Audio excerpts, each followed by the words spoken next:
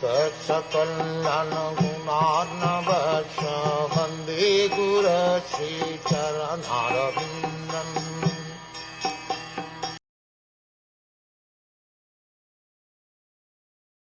The Lord, as the Supersoul, is situated in every living being's heart.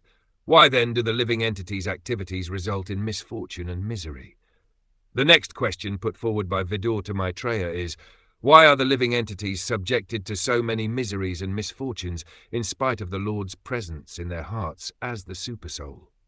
The body is considered a fruitful tree, and the living entity and the Lord as Supersoul are like two birds seated in that tree. The individual soul is eating the fruit of the tree, but the Supersoul, the Lord, is witnessing the activities of the other bird.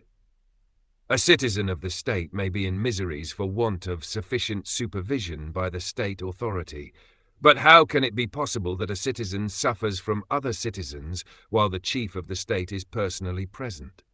From another point of view, it is understood that the jiva living entity is qualitatively one with the Lord, and thus his knowledge in the pure state of life cannot be covered by nescience, especially in the presence of the Supreme Lord. How then does the living entity become subjected to ignorance and covered by the influence of Maya? The Lord is the father and protector of every living entity, and he is known as the Bhuta Brit, or the maintainer of the living entities. Why then should the living entity be subjected to so many sufferings and misfortunes? It should not be so, but actually we see that it happens everywhere. This question is therefore put forward by Vidur for solution.